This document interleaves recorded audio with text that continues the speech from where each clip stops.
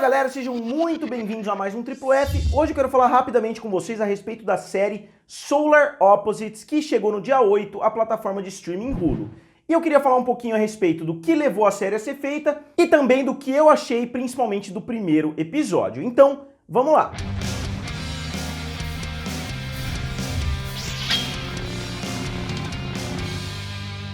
E galera, se vocês ainda não são inscritos aqui no canal Triplo F, se inscrevam. Eu tô tentando chegar até 200 mil inscritos, eu tô bem perto, se não me engano faltam 15 mil inscritos e vocês podem me ajudar muito com isso. Então, entrando de cabeça, eu falei no meu vídeo anterior que eu achava que Solar Opposites ia ficar estranhamente familiar se a gente comparasse com Rick and Morty, principalmente por causa da animação ser bem parecida, mas assistindo a série, principalmente assistindo o primeiro episódio, já dá pra gente criar uma distinção bem clara entre as duas. Solar Opposites vai ter uma vida própria. Várias séries clássicas de animação para adultos já tiveram outras séries também que praticamente são séries irmãs. Por exemplo, Beavis and Butthead, que é uma série bastante antiga, ela teve a série King of the Hill, que era praticamente uma série irmã dos mesmos criadores, etc.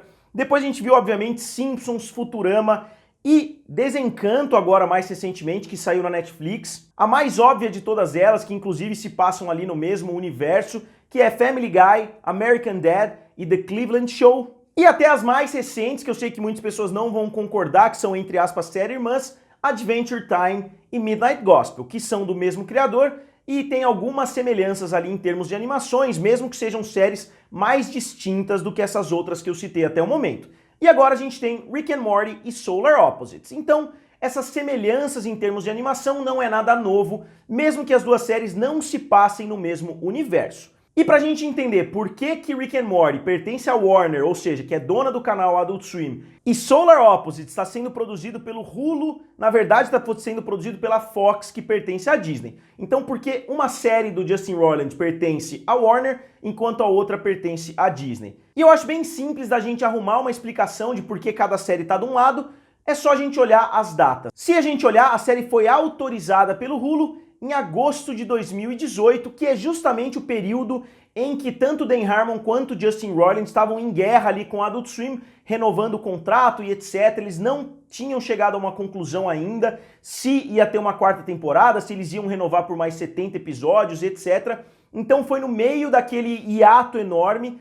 Então eu tenho certeza que eles decidiram criar uma nova série porque eles não sabiam se Rick and Morty ia vingar, eles não sabiam como ia ficar a situação, porque a gente já viu séries grandes sendo canceladas antes. Ainda mais com a compra da Warner pela AT&T, Rick and Morty é sim o maior sucesso de longe da história da Adult Swim, mas a Adult Swim é um canal minúsculo ali dentro do conglomerado que é a Warner Media, então era uma incerteza justificável, não dava pro Dan Harmon e pro Justin Roiland saber o que aconteceria com uma série dentro do Adult Swim, que é uma mínima parte ali dentro desse conglomerado enorme. Então o Justin Roiland acabou migrando para fazer Solar Opposites com o Hulu também. E isso inclusive explicaria essas semelhanças temáticas que a gente vê entre as duas séries, porque o Justin Roiland podia inclusive aproveitar muitas ideias que ele tem para Rick and Morty, que talvez ele não conseguisse fazer por causa de muitos episódios, ou até porque ele não tinha a autorização do Dan Harmon, porque eles não chegaram a um acordo. Ele decidiu criar uma série relativamente parecida, com temáticas bem parecidas, justamente para aproveitar algumas dessas ideias. Então, na minha concepção, nada disso foi confirmado pelos criadores, mas as datas batem exatamente. Eu acho que o Justin Roiland criou Solar Opposites justamente no hiato em que Rick and Morty se encontrava e pelas incertezas da série. E eu decidi assistir o primeiro episódio somente antes de fazer esse vídeo para vocês, porque eu quero saborear a série. Eu gostei muito do primeiro episódio, e como eu gostei muito do primeiro episódio, eu falei, não, eu não vou assistir o segundo episódio ainda, eu vou tentar espaçar um pouquinho os episódios para não sobrecarregar, para não assistir os 8 episódios de uma vez. E como eu falei anteriormente, eu adorei a série, eu gostei muito desse primeiro episódio, eu acho que ele traz uma narrativa bem simples, e é uma narrativa bastante empolgante, ele traz muitos elementos acontecendo ao mesmo tempo, ele apresenta logo na entrada do programa a história dos personagens, a gente entende que é uma história quase que igual do Superman, o planeta onde eles viviam explodiu e eles mandaram várias naves com os dois personagens, né, o Corvo e o Terry, que são os personagens principais, e os dois, entre aspas, replicantes, que ainda não explicou exatamente o que são replicantes, eles são clones ali dos mais velhos, mas eu acho que a dinâmica que é criada por isso é bem interessante porque os dois mais velhos têm personalidades parecidas com a dos dois mais jovens. O Corvo eu diria que é relativamente parecido com o Rick, ele é um cientista que não gosta muito da Terra, e o humor mais bem aplicado nessa série até o momento é o humor de peixe fora d'água, é o humor quando você tem um ser ali que não se dá muito bem, que não conhece a cultura. Eu acho que eles estão explorando isso muito bem, e isso é um rio de piadas aí, porque eles elogiam filmes ruins, eles elogiam séries ruins, então eu acho que isso vai ser muito explorado. E já no primeiro episódio, eles começam a utilizar a metalinguagem, que eu não sei se eles deveriam fazer tão cedo assim em Solar Opposites. A gente vê já no primeiro episódio, se não me engano, uma das primeiras cenas do episódio, a gente vê o Justin Roiland, que é o criador da série, dentro do episódio, e ele é enforcado ali pelo Fun Bucket, que é um personagem que eu vou falar um pouquinho daqui a pouco.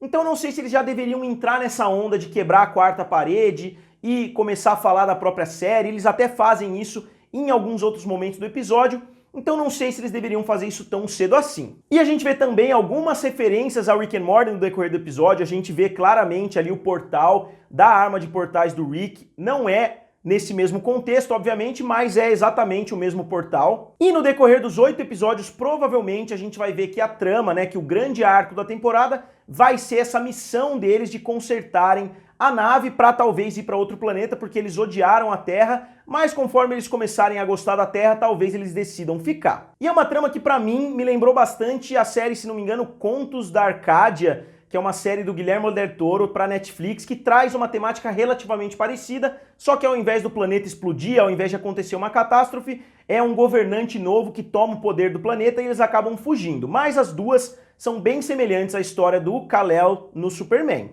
E eu acho que o ponto principal desse primeiro episódio, pelo menos, é justamente os 4 personagens principais, o Corvo, o Terry, a Jessie e o Imulek. Os 4 funcionam muito bem, o moleque é um capetinha ali, ele já começa a fazer muitas coisas terríveis.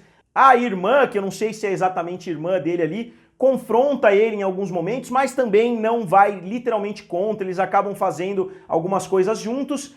E eu acho que o humor da série funcionou muito bem, eu particularmente achei a série muito engraçada, continua fazendo várias referências, eles fazem referências à cultura pop a cada momento ali do episódio, o que eu acho interessante porque eu acompanho bastante, mas quem não acompanha a cultura americana ali, talvez ache que é meio exagerado. E a gente vê também aí o 5º membro, né, dessa família, que é a Pupa, e ela parece bastante o personagem Mooncake de Final Space, e os dois aparentemente têm grandes poderes também. A Pupa vai ser a responsável ali pelo plano final que eles vão colocar em prática. Então esse episódio, falando bem rapidamente, o Corvo e o Terry, eles acabam assistindo um programa infantil ali, que é o Fun Bucket, que é um trocadilho também bem pesado. Se vocês quiserem, eu explico lá no meu Instagram, @triplofasa.